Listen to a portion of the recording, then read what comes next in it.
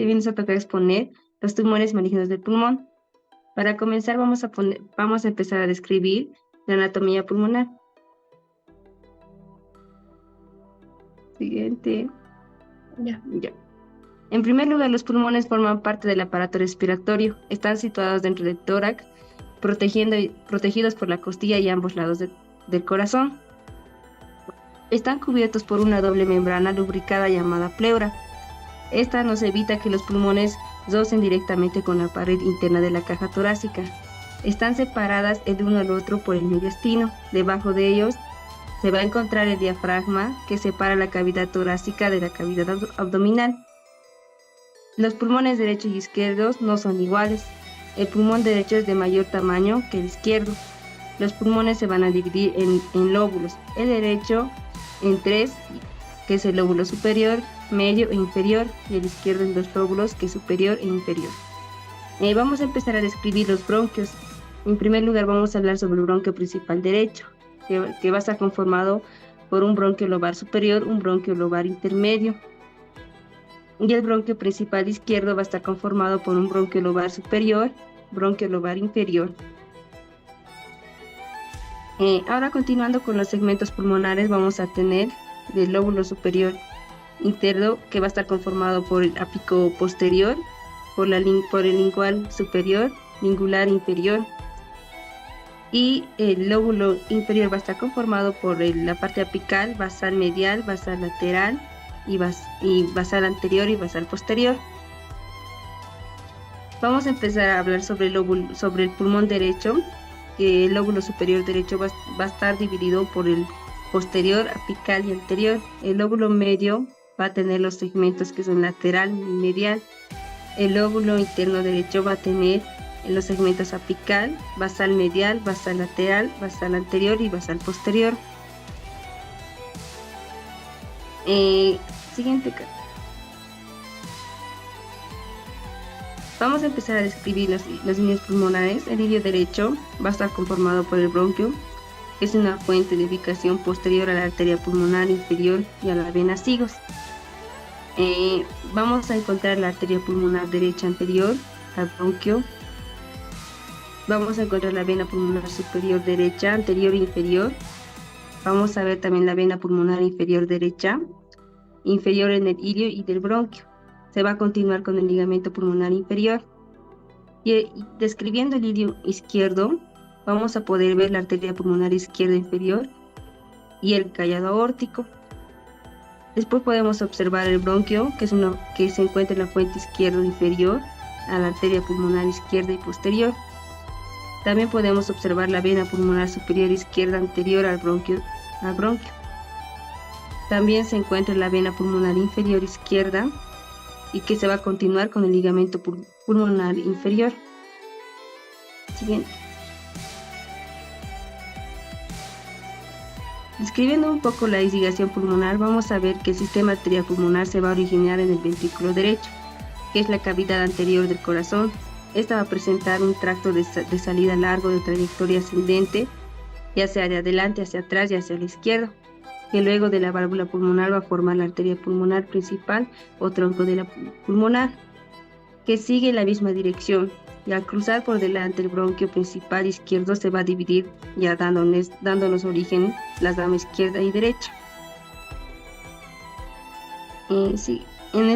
Ahora describiendo el sistema venoso pulmonar, van a existir 2 grandes troncos que va a ser a cada lado y van a desembocar en la aurícula izquierda, y el tronco venoso superior y el tronco basal. Siguiente.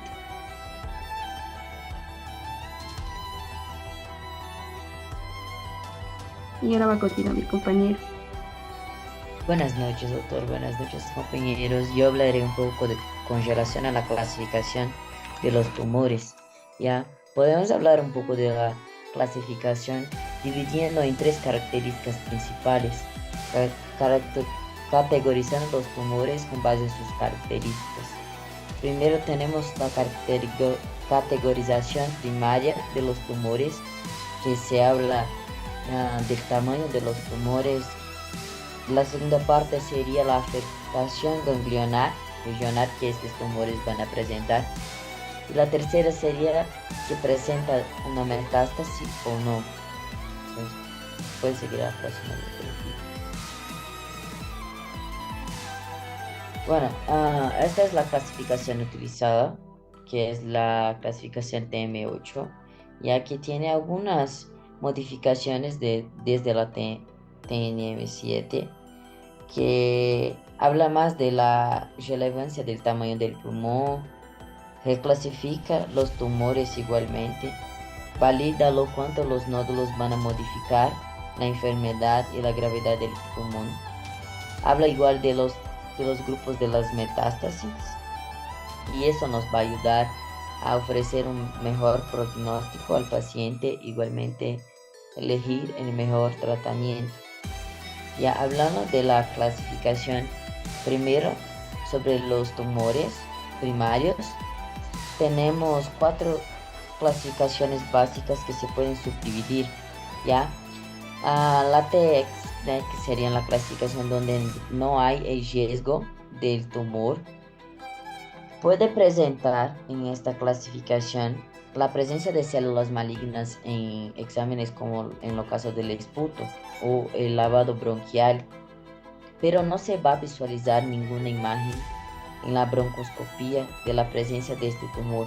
Entonces no se va a poder identificar este tumor primario. En la T0 no va a haber indicios del tumor. Entonces no se puede, igualmente como la TEX, no se va a poder visualizar, pero igualmente no se va a identificar este tumor o las células malignas. Tenemos igual el tumor in situ, ¿no? Que sería el carcinoma in situ, también como una clasificación. A partir de ahí empieza la clasificación por el tamaño del tumor. La T1 va a clasificar el tumor a través de sus dimensiones. El tumor que se clasifique en 1 van a ser tumores que son menores o iguales a 3 centímetros, pero que pueden estar o no rodeados de pleura, de la pleura visceral, pero que no va a haber indicios de invasión a los bronquios lobulares, y eso no se va a identificar en la broncoscopía. Dentro de la T1 se puede dividir igual en T1A, que serían tumores clasificados menores o iguales a 2 centímetros en su dimensión máxima, y la T1B, que serían los tumores que serían mayores que 2 centímetros o iguales, pero no ultrapasan los 3 centímetros. Entonces se queda entre mayores que 2 centímetros y menores que 3 centímetros en su dimensión máxima. Ya los tumores de segunda clase podemos clasificar como tumores que son mayores o iguales a 3 centímetros, pero no ultrapasan los 7 centímetros. Pueden tener 3 afectaciones básicas. Pueden tener una invasión pleural visceral. Pueden afectar igual los bronquios principales con una distancia entre la carilla igual o mayor a 2 centímetros, pero que no va a haber una afectación directa a esta carilla. Y también puede estar relacionado a enfermedades como la telectasia o la neumonitis obstructiva, pero que no va a haber una afectación de manera general a este pulmón, como es pneumónico de estas enfermedades, ¿ya? La clasificación de tumores de segunda clase igual se puede dividir en tumores de segunda clase A y tumores de segunda clase B. Los tumores de segunda clase A van a hablar sobre tumores que se encuentran mayores que 3 centímetros en su dimensión, pero que no ultrapasan los 5 centímetros. La clasificación de tumores de segunda clase B van a ser tumores que sí ultrapasan los 5 centímetros, pero no van a ultrapasar los 7 centímetros en su dimensión máxima. Los tumores de tercera clase son tumores que ya se encuentran mayores que 7 centímetros, pero que sí va a haber invasión de otras áreas, principalmente de la pared torácica, el diafragma, de los nervios como el nervio frénico, la pleura mediastínica o incluso el pericardio parietal y la pleura parietal. O también este tumor puede afectar un bronquio primario que sea menor que 2 centímetros en la carilla, pero no va a afectar directamente la carilla, va a estar cerca de más o menos 2 centímetros, pero no llega hasta la carilla. Igual, los tumores de tercera clase se pueden presentar por atelectasia o neumonitis obstructiva, pero en esta parte sí lo que va a modificar de los tumores de segunda clase es que sí, estos van a afectar a todo el pulmón o lóbulos separados de manera completa. Los tumores de cuarta clase, que serían los más graves, son tumores que, independiente del tamaño, van a invadir cualquier área, como el mediastino, el corazón, los grandes vasos, tráqueas, los nervios que se afectan a esta región, el esófago, incluso los cuerpos vertebrales o las carillas, y pueden ser de maneras separadas o un lóbulo isolateral. Y hablando sobre la segunda clasificación, que sería la clasificación de los ganglios linfáticos, se pueden encontrar 3 clasificaciones, ¿ya? Las 2 primeras clasificaciones son para descartar la metástasis en estos ganglios o para decir que no se puede evaluar. En el caso de la NX, no se puede evaluar los ganglios linfáticos de la región. Ya, en la N0 ya no va a haber metástasis, es indicativo que no va a haber metástasis. En el caso de la clasificación N1, estos ganglios, principalmente los peribronquiales o los ciliares, van a estar, se puede encontrar metástasis ipsilaterales. O también se puede encontrar metástasis en los ganglios intrapulmonares y va a haber una afectación por una extensión directa a estos ganglios. En el caso de la clasificación N2 de estos ganglios, va a haber metástasis principalmente en los ganglios linfáticos del mediastino o los subicarínicos ipsilares. Y la clasificación N3 es que ya es la considerada más grave, va a ser la metástasis en los ganglios tanto mediastinos contralaterales de los lados afectados y contra los escalenos ipsilares o los contralaterales. Y la última clasificación que la TNM propone es la congelación a la metástasis. Ya, congelación a la metástasis tenemos 2 clasificaciones principales, que sería la M0 y la M1. La M0 es utilizada para clasificar cuando no hay metástasis. La M1 sí indica metástasis a la distancia y esta se puede subdividir igual en 2 grupos. La metástasis del grupo 1A, que sería cuando estos ganglios se afectan de manera separada en lóbulos contralaterales o hasta mismo cuando hay presencia de tumor con nódulos pleurares o de enjambre pleural maligno pericardio.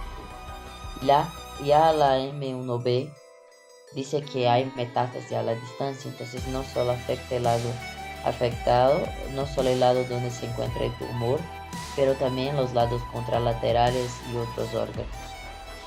Y enseguida mis amigos seguirán hablando sobre las técnicas preoperatorias. Continuando con la exposición, sabemos que el cáncer puede afectar a cualquier parte del pulmón. Para tratar el cáncer de pulmón localizado se suele proponer ya sea una intervención quirúrgica. Existen 4 procedimientos quirúrgicos para tratar el segmento del pulmón, ya sea en función del tamaño. Estos dichos procedimientos son los siguientes. Uno es la disección en cuña, que es la extirpación de una pequeña parte del pulmón en forma de cuña. Podemos ver también la lobectomía, que es la extirpación de un lóbulo completo correspondiente a un tercio o a la mitad de un pulmón junto con los ganglios que la rodean. Otro procedimiento es la segmectomía, que es la extirpación de un segmento o de un lóbulo. También tenemos la neumectomía, que es la extirpación de un pulmón o el tamaño ubicado del tumor. Puede implicar que sea necesario extirpar todo el pulmón. Para estos procedimientos existen 2 tipos de técnicas diferentes. Una va a ser la cirugía mínimamente invasiva, también conocida como BATS, y la cirugía abierta. La lobectomía superior derecha. Se tiene que llegar a colocar al paciente en decúbito lateral del lado izquierdo para llegar a realizar una incisión posterolateral hacia el lado derecho, sobre o hacia el nivel de la quinta costilla. Se abre la cavidad pleural y tenemos que mostrar los órganos relacionados. Se tiene que cortar la pleura para llegar a visibilizar lo que es el hígado. Luego tenemos que hacer hacia atrás al pulmón para llegar a realizar esta incisión. Tenemos que descubrir lo que son la arteria y la vena pulmonar del lado derecho y tenemos que rodearlas con lo que ya va a ser el hilo de seda 2-0. Hay que descubrir la arteria y la vena pulmonar del lado derecho. Esta se les llega a rodear con un tirante de seda 0 para que lleguemos a despegar la rama apical de la arteria pulmonar. Esta arteria, después de atarla con las dos ligaduras, se corta entre ellas con la tijera. Se colocan dos ligaduras a la tributaria apical que se ve en el pulmón superior, igual con la seda 0. Se corta con tijeras entre ellas. En forma semejante se liga y se corta la tributaria anterior. Se separa en dirección contraria los lóbulos del medio, el inferior, y se corta con la tijera la pleura visceral que cubre la cisura oblicua. Puede verse un segmento de la arteria pulmonar y sus ramas a los lóbulos superior, medio e inferior. Se despega la rama arterial posterior con las tijeras.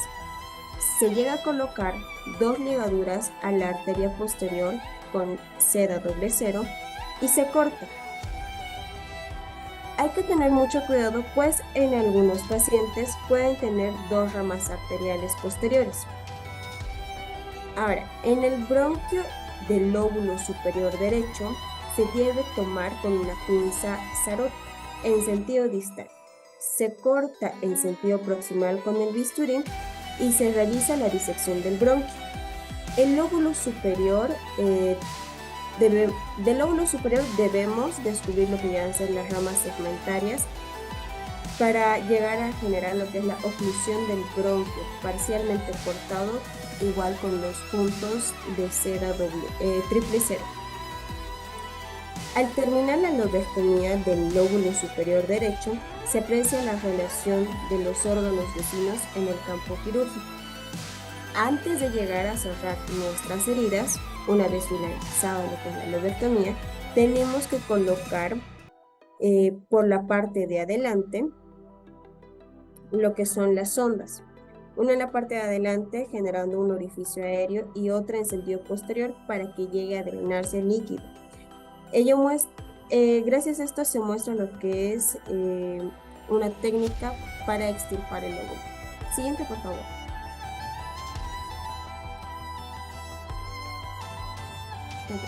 La lobectomía medial e inferior del lado derecho, también denominada lo que es la lobectomía combinada. Al paciente lo debemos tener en decúbito lateral derecho. La incisión debe ser para la toracotomía un poco más abajo de lo que hicimos la lobectomía superior. Se aplican las pinzas de Duval al pulmón derecho y conforme se mantiene la tracción, se corta con tijeras la pleura visceral que cubre la cisura oblicua. Una vez que se abre la cisura oblicua, se tienen que mostrar las ramas arteriales que van a los lóbulos del pulmón derecho. Los tejidos que se unen a la cisura del lóbulo superior y el medio tienen que ser cortados con la tijera. Se colocan dos ligaduras con hilo seda 000 a la arteria del segmento superior del lóbulo y a la del lóbulo inferior y se corta entre ellas. También se llega a ligar y cortar las arterias de los segmentos basales del lóbulo inferior y del lóbulo medio. Se tiene que llegar a conservar intacta la rama de la arteria que va al segmento posterior del lóbulo superior. Una vez que tengamos ligadas y cortadas las ramas arteriales que irrigan los lóbulos medio e inferior, se separan hacia arriba con la mano y se colocan dos pinzas en el ligamento pulmonar inferior y se cortan.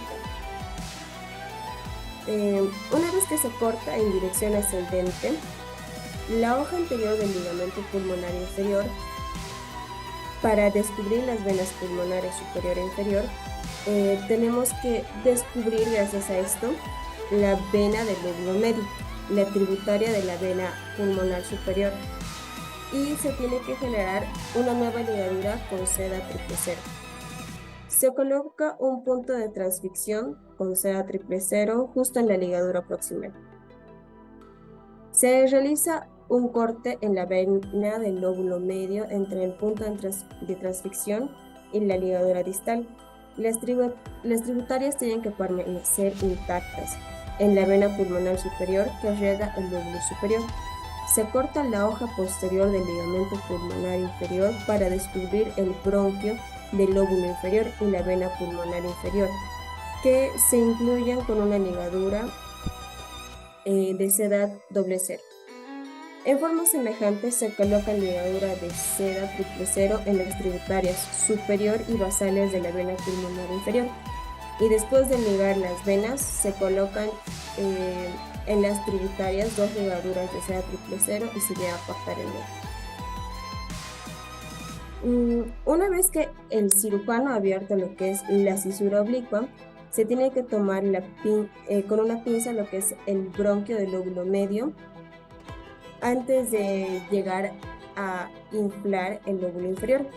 Con esta maniobra tenemos que generar lo que es la identificación del plano para saber si es que hemos despegado de manera correcta el lóbulo. El plano despegado entre el lóbulo superior inflado y el lóbulo medio desinflado hace que podamos realizar lo que es una disección con la tijera y podamos separar ambos lóbulos. Una vez que se realizó esto, tenemos que cortar lo que son las ramas internas y externas del bronquio del lóbulo medio y se cierran con los puntos separados con seda triple cero y con una aguja atraumática. Una vez que hemos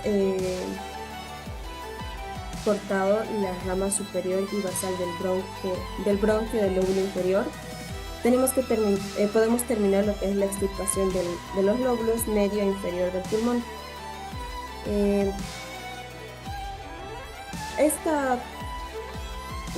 Esta maniobra está indicada para los pacientes que tienen una bronquiectasia extensa, en pacientes que tienen también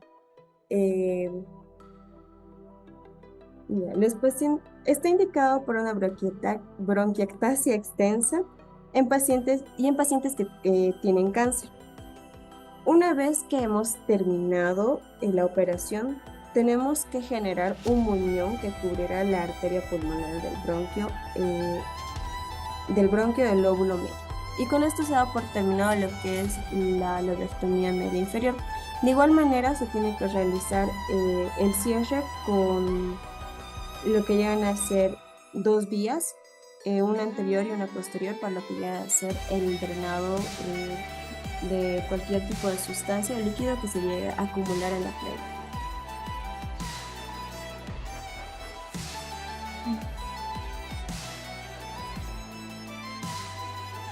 Ahora vamos a ver lo que es la lobectomía superior izquierda.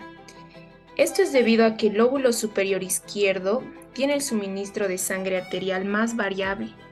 La lobectomía aquí debe realizarse con precaución. Es el lóbulo más grande y el más propenso a problemas posoperatorios.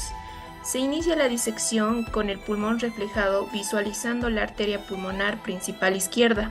Se debe tener cuidado para evitar el nervio laringio recurrente. Entonces, se coloca al paciente en decúbito lateral derecho y se realiza la incisión posterolateral de toracotomía sobre el quinto espacio intercostal, en la que se colocan incisiones transversales cutáneas para facilitar su cierre. Se profundiza la incisión hasta la cavidad pleural y se extirpa como parte de la muestra quirúrgica un segmento de la jaula torácica en la segunda, tercera y cuarta costilla, que están invadidas por el tumor. Una vez que se secciona el tejido de la cisura oblicua, pueden verse la relación de la arteria pulmonar y sus ramas con los lóbulos del pulmón y la relación del bronquio del lóbulo superior izquierdo. Se observan dos ramas anteriores que se ligaron y cortaron. Las arterias de la língula nacieron por separados de la arteria pulmonar y no de un tronco común, cosa que ocurre con mayor frecuencia. Se terminó la ligadura y corte de las ramas arteriales del lóbulo superior izquierdo. Al terminar de ligar las tres tributarias venosas, se anuda la ligadura que rodea la vena pulmonar superior. Al retraer la vena después de cortar sus tributarias, se descubre una rama adicional de la arteria pulmonar. La arteria mediastínica anterior, que nace en sentido opuesto a la rama apical posterior y en este tiene mayor calibre que ella. Por arriba se observa el muñón ligado de la arteria apical posterior. Una vez que se terminó la ligadura de la vena pulmonar superior y la ligadura doble y corte de sus tres tributarias venosas, se ligó también la arteria mediastínica anterior y sus ramas se tomaron con dos ligaduras y se cortaron entre ellas. Se desplazó hacia adelante el lóbulo superior izquierdo y se descubrió de nuevo la cisura interlobular. Se despegó e incluyó en cinta de algodón el bronquio principal, del que nacen los bronquios para los lóbulos superior, apical posterior y anterior, y lingular superior e inferior. Se terminó el cierre de ambos bronquios. Por medio de tracción en los puntos de cierre de los ángulos, se desplazan los muñones y se muestra la relación que guardan con los órganos vecinos. Se coloca la sonda Foley número 18 para drenaje con sello debajo de la cavidad pleural y se inicia el cierre de la caja torácica. Se colocan en las ventanas periósticas subyacentes a la sexta costilla 2 puntos dobles pericostales de Katjuk crómico número 2 y puede verse el defecto superior en la caja costal después de la resección en bloque de la segunda, tercera y cuarta costilla. Se cierra la incisión cutánea con puntos separados de seda 3 ceros. Para terminar la operación, se muestra la salida de las sondas en relación con la incisión. Ahora vamos a ver lobectomía inferior izquierda. Después de que el pulmón se moviliza con la división del ligamento pulmonar inferior y apertura de la pleura mediastínica, se inicia la disección en la unión de la fisura. La arteria pulmonar se identifica en la fisura, las ramas arteriales de la língula se identifican y se evitan. Como ya dijimos, se coloca al paciente en decúbito lateral derecho y se muestra la incisión sobre el sexto espacio intercostal. Se abre la cavidad pleural izquierda y se muestra el corte de la pleura visceral que cubre la cisura interlobar para descubrir la arteria pulmonar y sus ramas. Se toma con dos ligaduras la arteria restante del segmento basal del lóbulo inferior. Se coloca un punto de transficción de seda 3 ceros por debajo de la ligadura proximal y se corta la arteria entre la ligadura de transficción y la distal. Se agranda el orificio entre las hojas del ligamento pulmonar inferior para descubrir la vena pulmonar inferior, que se incluye en una ligadura de seda 2 ceros sin atar. Se ocluye en forma semejante la tributaria mayor del segmento basal y se anuda la ligadura de seda 2 ceros que rodea el tronco principal de la vena pulmonar. Se terminó la ligadura y corte de los vasos sanguíneos del lóbulo inferior. Se descubre de nuevo la cisura interlobar y se toma con una pinza de Sarot el bronquio del segmento superior del lóbulo inferior en sentido distal, antes de cortarlo en sentido proximal con tijeras. El cierre de las ramas bronquiales y no del bronquio principal impide su intromisión en la luz del bronquio del lóbulo superior. Se extirpa el lóbulo inferior y se coloca el último punto para terminar el cierre del bronquio para el segmento basal. Se cubre las suturas de las ramas bronquiales ocluidas con injertos libres de pleura para disminuir el peligro de escurrimiento o drenaje. Ahora va a seguir mi compañero. Buenas noches, doctor. Buenas noches, compañeros. La parte que me toca exponer es la neumectomía total derecha. En términos generales, la neumotomía es en sí una enfermedad, ya que se tiene el hecho de extirpar un pulmón entero es algo que puede atentar directo o indirectamente con la salud del paciente. Específicamente, si se hace del lado derecho, hay más riesgo debido a que puede haber una fístula broncopleural, ya que en el lado derecho la irrigación es única, versus en el lado izquierdo, que es una irrigación doble. En el lado izquierdo tiene un segmento inicial que es intrapericárdico que lo protege, mientras que del lado derecho no. Por lo tanto, siempre en caso de una neumonectomía derecha se debe utilizar un colgajo para proteger el muñón bronquial. No tanto para disminuir la tasa de fístula, sino para que así, para que si se produce se pueda controlar. Los pasos generales que se hacen tanto en neumotomía izquierda como en derecha sería que se somete al paciente en anestesia general y en la posición, en posición de cúbito lateral, ya sea de izquierdo o derecho, ¿no? Los pasos principales serían una incisión una incisión, ya que este procedimiento se hace en la toracotomía, una incisión posterolateral del borde alar entre la quinta y sexta costilla, sección del músculo pectoral mayor, pectoral menor, serrato anterior, división del dorsal ancho, romboide mayor, trapecio y del borde inferior, la separación escapular que expone la cavidad torácica entre el cuarto y quinto espacio intercostal. Índice intercostal, que es el pulmón y se expone la pleura mediastínica. Se liga la arteria pulmonar en su cabo proximal y distal. Se liga la arteria pulmonar en su cabo proximal y distal. Se hace un pinzamiento del bronquio en su parte proximal y distal y se extrae el pulmón de la cavidad torácica. Luego se sutura el lecho bronquial en su parte proximal con doble ligadura con puntos transfictivos a un nivel transversal y otra longitudinal. Se realiza prueba hidrostática y maniobra de Valsalva. Se realiza el colgajo del muñón con pleura visceral. Se colocan puntos pericostales alrededor de 2 costillas. Refiere los extremos de cada sutura, aproximadamente de 4 a 6 puntos, y se realiza la aproximación de las costillas. Luego se hace una aproximación y sutura de los músculos en forma individual: romboide menor, mayor, trapecio, serrato postero superior, dorsal ancho, pectoral menor y mayor con puntos separados o continuos. Y por último se hace el cierre de la herida por planos hasta llegar a la piel. Eso sería en forma general de ambas neumonectomías.